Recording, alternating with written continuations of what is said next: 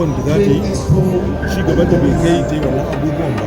Amma idan gwamnatin jamhuriyar Najeriya ta bawa jamhuriya irin ta Indonesia dama, to za a iya samun abin da ake kira ci gaba na kasuwanci. Za a samu kaya da babu su a Najeriya ya zama sun sauka a Najeriya, kuma za a iya samun inganci na abu wanda Najeriya ba ta iya yi da inganci,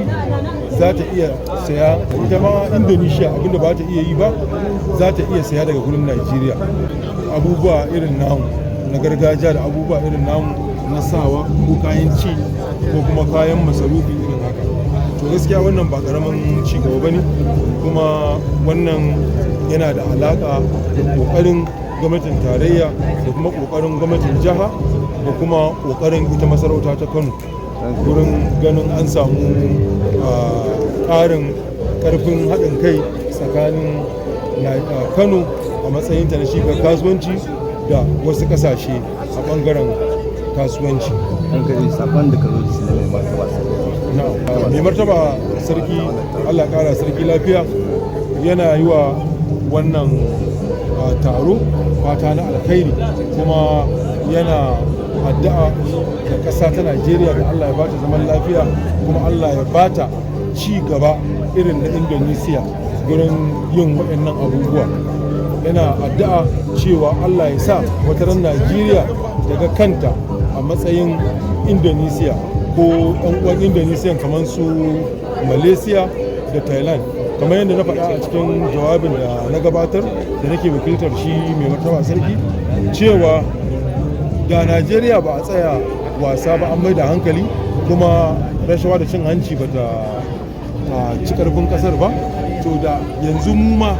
muna gogayya, ma'ana goga kafaɗa da waɗannan ƙasashen da suka ci gaba a wajen kasuwanci da kuma bunƙasar kamfanoni. Mai martaba yana fatan alkhairi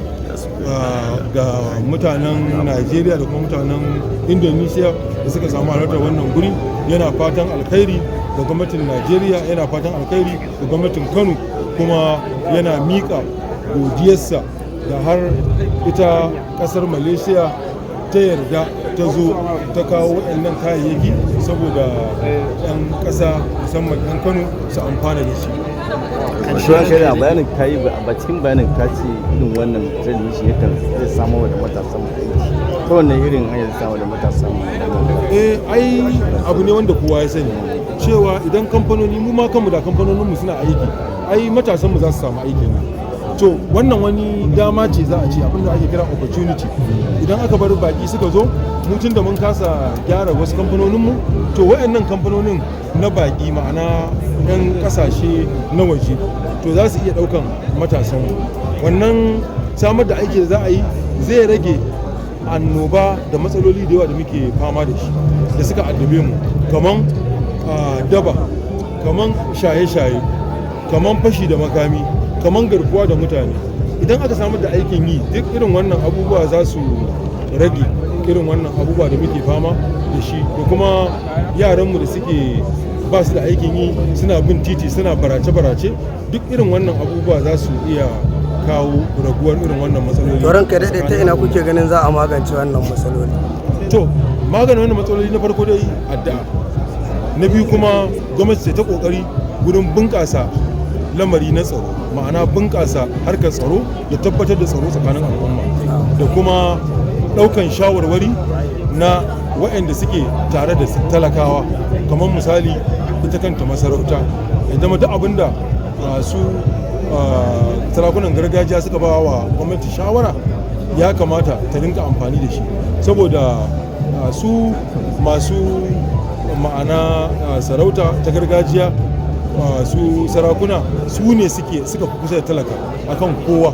su suka san matsalar talaka ke ciki. Saboda haka idan an bawa gwamnati shawara akan matsalar da talaka ke ciki na abin da yake bukata don inganta masa rayuwa, ya kamata a ce gwamnati tana amfani da wannan. Ranka daɗe, a ƙarshe idan aka yi la'akari da cewa harshen Hausa da al'adun Hausawa da masarautar Kano ta fice a kansa, duk bakin da aka yi bayanai sun nuna cewa ba abin da yake burge su. A matsayin wani irin kokari ake da bunƙasa irin waɗannan al'adu na harshen Hausa da sauransu, ana taimake. To ana iya yi gaskiya, saboda su ɗaya daga cikin abin da ya sa wayannan kasashen suka ci gaba da muke ganin kayan sayan sun kawo mana a sayar a nan kamar ita Indonesia da Malaysia, a makarantunsu suna karantar da dukkan wani darasi ko kuma darussan da suke karantarwa daga primary school ma'ana karamar makaranta ta ilimi da secondary school makarantar gaba da primary da kuma jami'o'insu da manyan ma'ana makarantu kamar polytechnics ɗinsu da kuma colleges of education suna karantar da dukkan darussansu kamar kashi 85 ko 90 a cikin harshe irin nasu saboda 'yan ƙasa su samu fahimta da yaren da suke ji. Wannan yana ce abin da ya sa ƙasashen nan suka fi Najeriya ci gaba. Kuma ni na yi digiri ma'ana digiri na doctorate na PhD a Malaysia a wata ƙasa da ake kira Penang a University of Science Malaysia, a nan ne digiri dina na doctor. So wannan lokacin da na je mu kanmu sai da aka saka muka yi wani darasi na yaren ƙasar, wanda idan baka ma ci wannan yaren ƙasar ba za a bakka ka ci gaba da program ɗinka ba. To wannan ba ƙaramin ci gaba ya kawo musu ba. To mu ma Najeriya da buƙatar gaskiya a kawo irin wannan tsari na koyar da wasu darussa musamman da su koya wa 'ya'yanmu sana'a a cikin yare da muke ji saboda sauƙin fahimta da kuma su zama sun ƙware akan dogaro da kai na ɓangaren sana'o'i, su koyi sana'a saboda sana'an nan an koya musu da yarensu, saboda haka za su fi ƙwarewa a sana'ar tunda da yarensu an koya musu.